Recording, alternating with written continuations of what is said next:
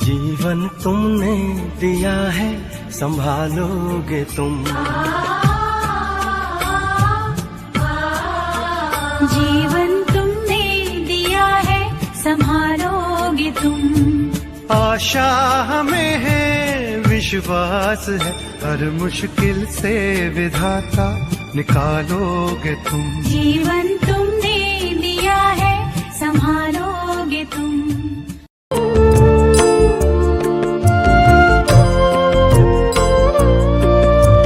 शुभं कुरुत्वं कल्याणं आरोग्यं धनसम्पदः।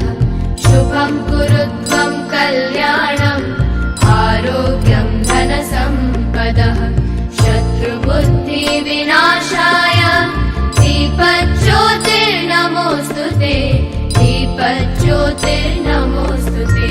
शुभं कुरुत्वं कल्याणं आरोग्यं धनसम्पदः।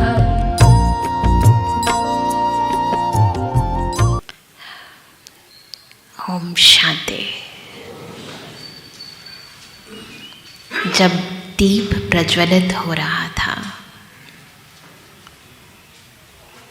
तो ये दीपक तो कुछ देर में बुझ जाएंगे, लेकिन मेरे सामने जो इतने सारे दीपक जग गए हैं, इस स्टेज से जब देखते हैं तो दीपावली की रौनक भी फीकी पड़ जाती है, क्योंकि हर एक मिट्टी के दीपक में ये देह मिट्टी है और आत्मा ज्योत जग रही है। इतने सारे दीपक जगमगा रहे हैं। तो सच में दिवाली तो साल में एक दफ़ा आती है, पर मैं तो रोज़ यहाँ दिवाली देख रही हूँ। और एक एक हमारी माता बहन वो नारी से लक्ष्मी बनने के लिए और नर नारायण बनने के लिए एकदम तैयार है। और जैसे नर नारायण और नारी लक्ष्मी बन जाती है तो परिवार स्वर्ग बन जाता है। तो यहाँ परिवार नहीं, पूरा धमतरी स्वर्ग बनने को तैयार है।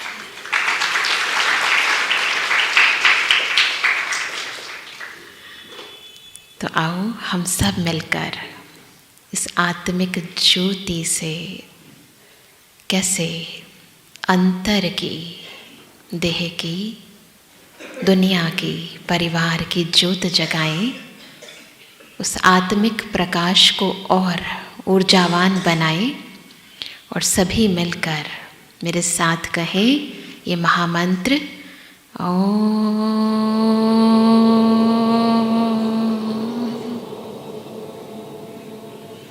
शांति,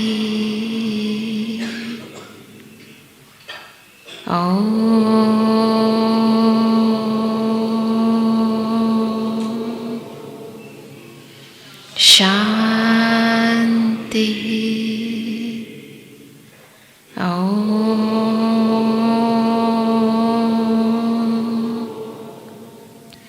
शांति।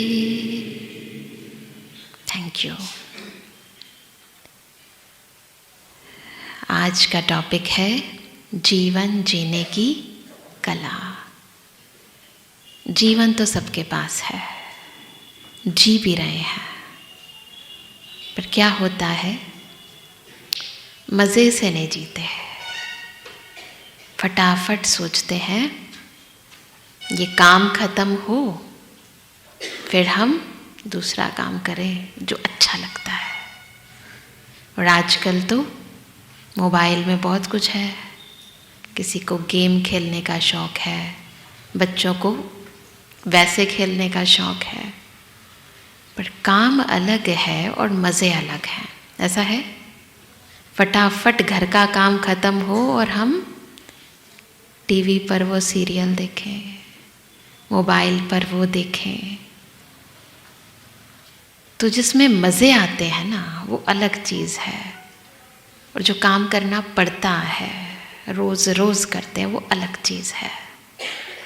पर जब ये मज़े और ये काम दोनों मिल जाते हैं, मतलब काम में ही मज़े आने लगते हैं, तो पता चलता है कि आपने जीवन को एक कला बना लिया है।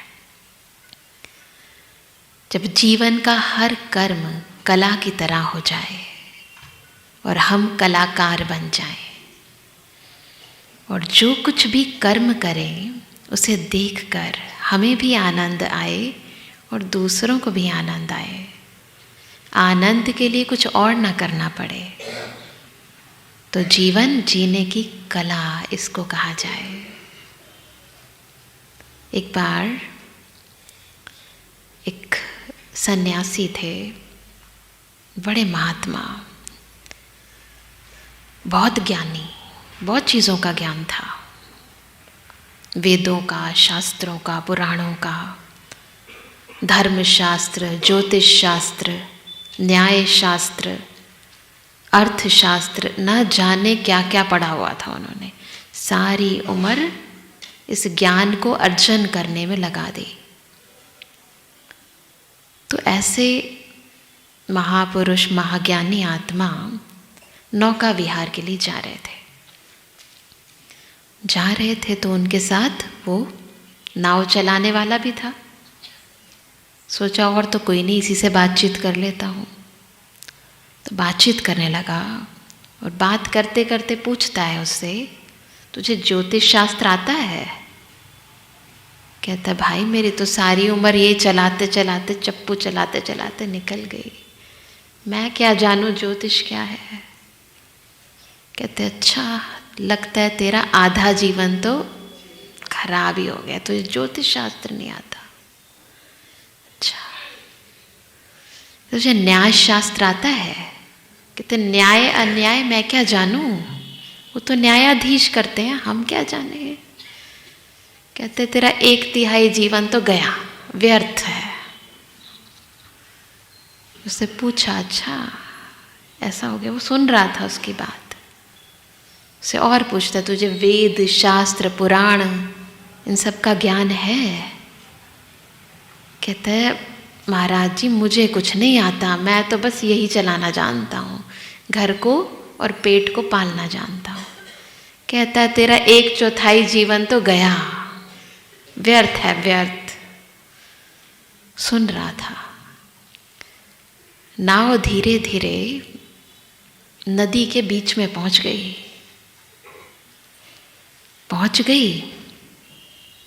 तो नाविक बोलता है, वो जो चला रहा था चप्पू, महात्मा जी से, महात्मा जी वो दिख रहा था, वो नाव ना हिल रही थी।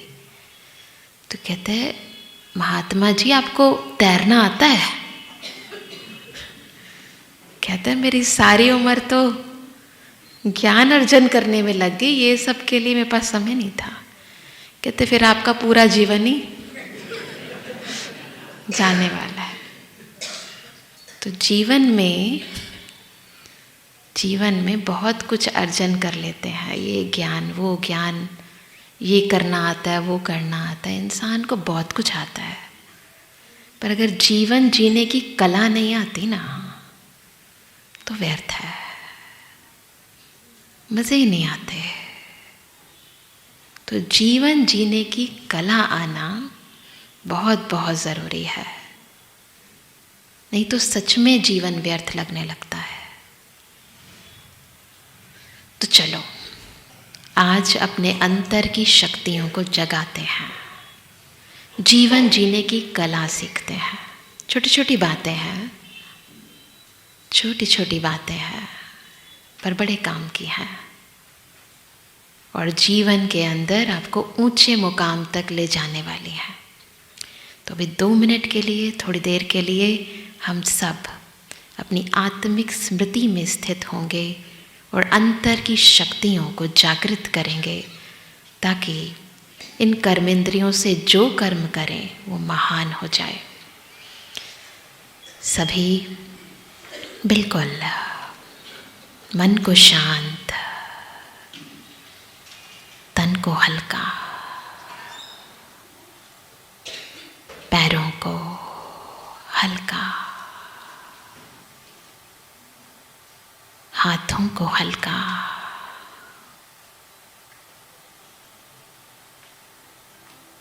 एकदम हल्का,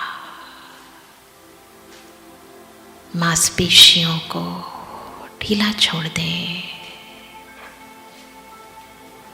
तन का कोई भाग हमें खींचे नहीं। सारा ध्यान दोनों आँखों से थोड़ा ऊपर मस्तक के बीच चमकती हुई चेतन ज्योत। ये देह जड़ है,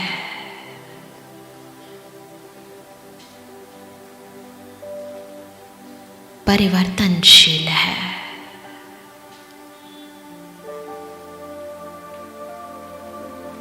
मिट्टी का है, मिट्टी में मिल जाएगा। पर मैं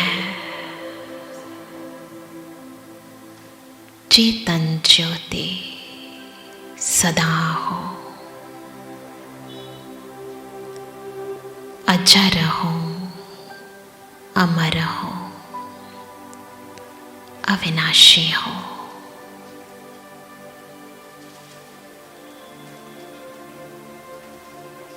मेरे भीतर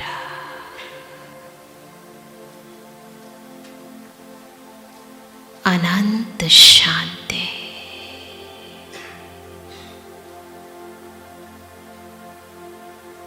अनंत शक्ति फील करते जाएं। जैसे ज्योति से प्रकाश निकलता है, अनंत प्रेम,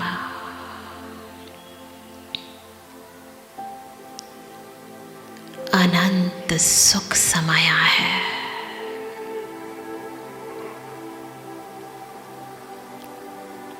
जो इस तन को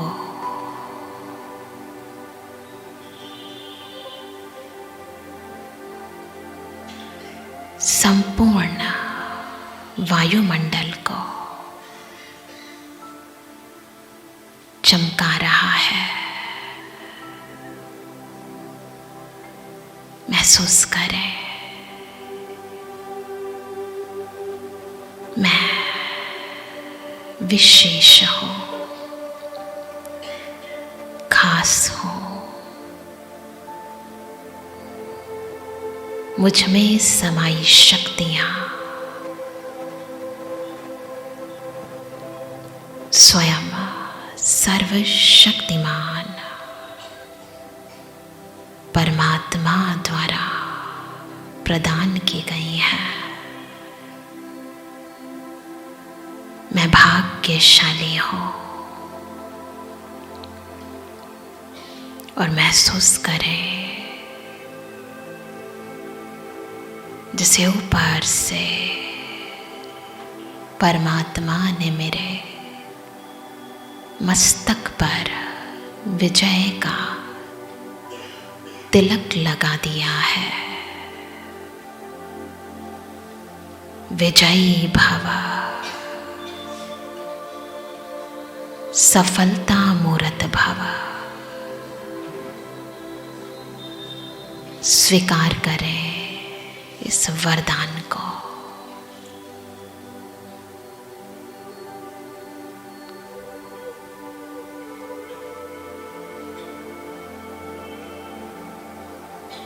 ओम शांति। रोज अपने मस्तक पर ये तिलक लगाओ। विजय, जीत, जिंदगी के हर उतराव चढ़ाव में जीत, हर संबंध में जीत, हर कर्म में जीत, हर परिस्थिति पर जीत आपकी हुई पड़ी है। ये छोटा सा काम करना शुरू कर दो। हम आत्माएं, मनुष्य आत्माएं, एक बात पक्का समझ लो, हम सब सदा से कमी और कमजोरियों को साथ लेकर इस दुनिया में नहीं आए थे। आत्मा जो परमात्मा की संतान है, उसमें सारी शक्तियाँ, सारे गुण हैं। और जब सबसे पहले वो इस सृष्टि पर आई थी, सृष्टि जो एक रंगमंच है, इस रंगमंच पर जब सबसे पहले हम सब आए थे तो हम में कोई कमी कमजोरी नहीं थी। जैसे एक फिल्म होती है, शुरू में विलन नहीं आता है, बीच में आता है। शुरू में सब अच्छा अच्छा होता है, अच्छा अच्छा होता है। हम भी इस सृष्टि रंगमंच पर जब आए थे तो सब कुछ बहुत अच्छा था, तन भी अच्छा था, मन भी अच्छा था, हम सब बहुत अच्छे थे। उस समय को कहते हैं सतयुग। सब कुछ अच्छा, प्रकृति भी अच्छी, इसलिए आज भी सब चाहते हैं ये दुनिया सतयुग बन जाए, स्वर्ग बन जाए। तो ये याद रखना, हम सदा से ऐसे नहीं थे, इसलिए इसे स्वीकार करना बंद कर दो कि हम ऐसे ही हैं। कोई भी चीज़ इस दुनिया में सदा से खराब नहीं थी। हम आत्माएं जो सर्वशक्तिवान की संतान है, आदिकाल में सब शक्तिशाली थी। परंतु ये जो ड्रामा है, छोटा सा नहीं है, 3 घंटे का नहीं है। ये ड्रामा सृष्टि चक्र का 5000 वर्ष का है। इन 5000 वर्ष में जैसे दिन में 4 प्रहर होते हैं, सुबह, दोपहर, शाम, रात, ऐसे ही इस अविनाशी सृष्टि चक्र की पूरी आयु 5000 वर्ष है, जिसमें 4 भाग में डिवाइड करो तो एक युग को कितना समय मिला?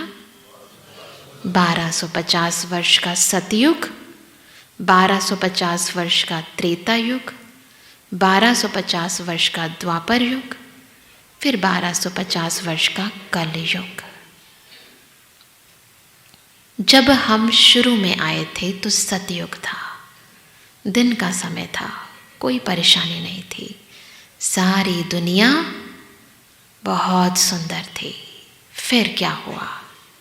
जन्म, पुनर्जन्म, पुनर्जन्म लेते लेते पहले हम अपने को ये शरीर नहीं समझते थे, क्योंकि हम हैं आत्मा, तो एक्टर अपने को एक्टर ही समझता था। ये है हमारा रोल और हम हैं सोल, ये हमें किरदार मिला है। तो पहले हम यही समझते थे कि हम ये आत्मा है और ये मेरा किरदार है। तो किरदार में कुछ भी होता रहे, मेरी स्थिति को कुछ नहीं होता था। पर संग का रंग लगता है। सतयुग में 1250 वर्ष में, क्योंकि आत्मा शक्तिशाली थी, तो देवी देवताओं का राज्य था, तो आत्माएं जो हैं उनकी उम्र भी, वहाँ एक्सीडेंट नहीं होते थे, कभी भी कोई मर नहीं जाता था। कभी सुना लक्ष्मी जी बीमार हो गई? नहीं सुना ना, थे ही नहीं। वहाँ बीमारी नहीं होती थी, बुराई भी नहीं होती थी। तो सतयुग के अंदर सब कुछ अच्छा था, उम्र लंबी थी। क्यों? हम आत्मिक स्थिति में थे, शक्तिशाली स्थिति में थे। पर 8 जन्म 1250 वर्ष में लेते लेते फिर त्रेता युग में अच्छा था, उसमें भी हमने 12 जन्म लिए 1250 वर्ष में।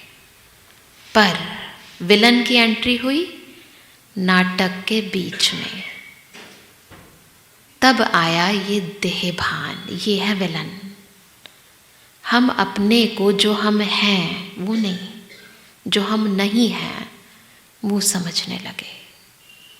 आज भी जब पैदा होते हैं, ये तुम हो बच्चे, देखते हैं ना फोटो, ये मेरे बचपन की है, नहीं, शरीर की उम्र बढ़ रही है, आत्मा तो वही चेतन शक्ति अजर अमर अविनाशी है, आत्मा सोल, और ये मेरा रोल। फिर जब विलन की एंट्री हुई यानी देह अभिमान आया, तो हमें एक एक करके बुराई आनी शुरू हो गई। अब वो बुराई बाहर नहीं है, अंदर है। विलन बाहर नहीं है, अंदर है। अब सोचो, एक क्वेश्चन पूछती हूँ आप सबसे, बताना, हम एक ड्रामा करें और आपसे पूछें आपको कौन सा किरदार चाहिए, कौन सा लोगे? हीरो, हीरोइन या विलन, वैम्प, कॉमेडियन, साइड एक्टर, सब क्या बनेंगे? सब हीरो हीरोइन बनेंगे? सब हाथ खड़ा करो, सब हीरो हीरोइन बनेंगे। और जिन्होंने नहीं खड़ा वो विलन? सच में? दोबारा खड़ा करो। सब हीरो बनेंगे, हीरोइन बनेंगे या कोई कोई बनेगा? सब बनेंगे? चलो आपके जी, हाँ जी, फिर सतयुग आ जाएगा। सतयुग तो आ जाएगा पर हमारी फिल्म फ्लॉप हो जाएगी।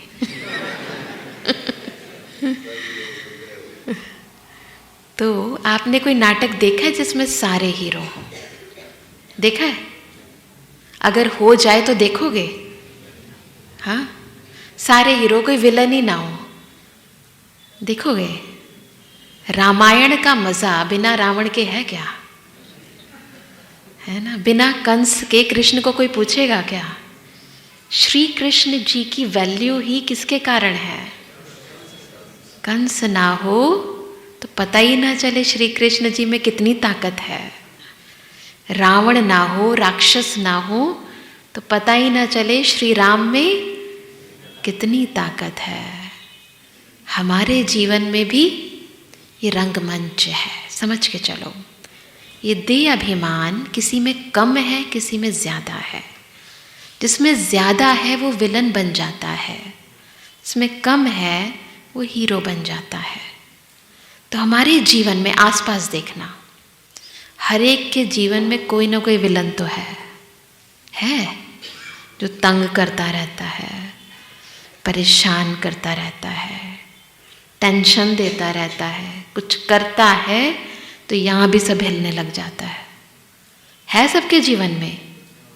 सारे हीरो तो नहीं है किसी के जीवन, सबके जीवन में कोई ना कोई विलन है, कोई साइड एक्टर है। कुछ नहीं बोलते, कुछ करते ही नहीं ज़्यादा, कुछ हाँ में हाँ मिला देंगे, ठीक है। बहुत होते हैं साइड एक्टर, हीरो एक होता है, विलन भी एक आधा ही होता है, कॉमेडियन भी होते हैं, ऐसे ही हंसाते रहते हैं। सबके जीवन में होता है। पर हमारी क्या इच्छा होती है? हमारे घर में सारे हीरो बन जाए। जैसा मैं सोचता हूँ ना वैसे ही वो सोचने लग जाए।